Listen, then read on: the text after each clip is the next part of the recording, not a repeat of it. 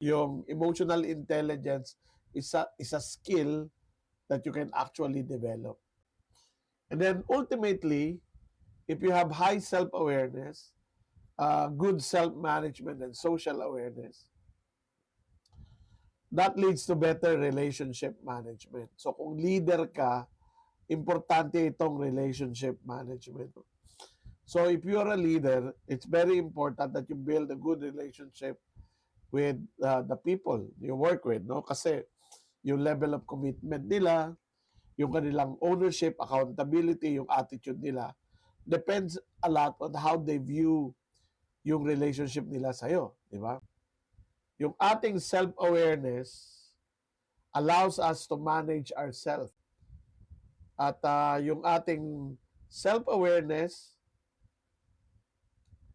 leads to better social awareness. And yung ating social awareness and self-management allows us to build better relationship with others, no?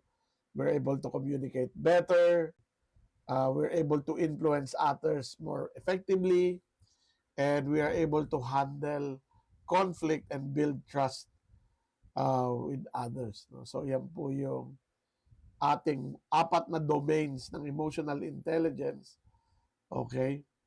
That we need to we need to develop. Ang emotional intelligence ay hindi trait, no?